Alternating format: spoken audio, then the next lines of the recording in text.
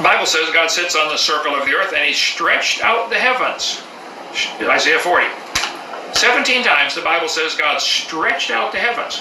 Now, that was prophesied way before anybody knew about it. See, everybody's asking, how did the light from the stars get here if the earth is only 6,000 years old? This is the big ace in the hole for the evolutionist. You're asking the wrong question. The Bible says God stretched out the heavens. So the question is not how did the starlight get here, but how did the star get from here to there? He stretched out the heavens 17 times. Job 26, Isaiah 40, Isaiah 44, Zechariah 12. He stretched out the heavens. So 3,000 years ago, God told us the stars are being stretched out. Somebody could have read that and predicted, wow, if they had known about light waves, which they did not know, wow, stretching of the light source might cause a distortion of the color spectrum. They didn't discover this color spectrum distortion until 1912, 100 years ago. They discovered, wow, why is the red shifted off? The red shift, discovered 100 years ago. Universal expansion was predicted from general relativity in 1922 and George Latimer in 1927, before Hubble made his 1929 observations, which remains the cornerstone of the Big Bang Theory. So the cornerstone of the Big Bang Theory is the red shift. Starlight is being stretched. God said that 17 times, 2,500 years ago. How do scientists determine the age of the universe? This age is calculated measuring the distances and radial velocities of other galaxies. Now hold on.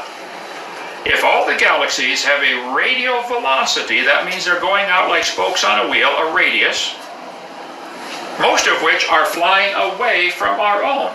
Now, why would most of the galaxies be flying away from where we live? In every direction, right? In every direction. Why would all the galaxies and stars have a red shift with a radial direction away from ours where we live? Guys, God said he stretched out the heavens. If we were part of the Big Bang, we would be traveling with some of that matter at the same speed. Right. There's multiple problems with it. So, 100 years ago, scientists discovered stars are being stretched out. God said that over 2,000 years ago, 17 times, that he stretched out the heaven. Wake up, guys. You're way behind. You ought to start with the Bible, okay, and read it and learn that and say, wow, this is real science. And it is, okay? In Isaiah 40:22, it says that he didn't just stretch them out the way that Kent Hovind is talking about. The Bible says God stretched out the heavens. So the question is not how did the starlight get here, but how did the star get from here to there? If all the galaxies have a radial velocity, that means they're going out like spokes on a wheel, a radius. In every direction, right? In every direction. The Bible doesn't say that. It says that he stretched out the heavens as a tent. And what is a tent? It's a structure that's spread out over a flat surface. Also, another little nitpick that I have is that it doesn't say that God stretched out the stars. It says that he stretched out the heavens. And why is that important? Because in Genesis chapter 1, God called the firmament heaven. And it says 3 times in the book of Genesis that God placed the sun, moon, and stars in the firmament. So the sun, moon, and stars are not the firmament itself. It says he stretched out the heavens 17 times as a tent. And that's huge because the firmament is something that can be stretched out separate from the sun, moon, and stars. They don't need to be stretched out. The sun, moon, and stars can stay right where they are, and the firmament can be stretched out like a tent around and over the sun, moon, and stars. And now let's just go over this. The Bible says 3 times, earth is God's footstool, and that's kind of what we say the shape of the earth is. It looks similar to a footstool. Bible says 2 times that earth is at rest. Bible says 5 times that the earth is fixed. Bible says that the earth sits on pillars 3 times. The Bible says 1 time that the earth hangs upon nothing. The Bible says 11 times that the earth has foundations.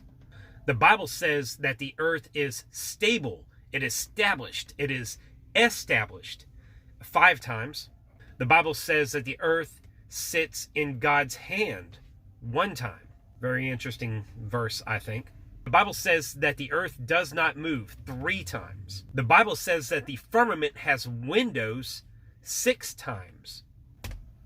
And that's probably not even a comprehensive full list. That is just what I've gathered so far. In conclusion, why does Kent Hovind get to say that these 17 verses aren't metaphor? Why does Kent Hovind get to say that these verses support his chosen cosmological model? Why does Kent Hovind get to ignore the last portion of Isaiah 40:22, where it says the heavens are stretched out as a tent? It doesn't say that the heavens are stretched out in a radial fashion, going out in all directions from the earth. It says it's stretched out as a tent. Why does he get to ignore that?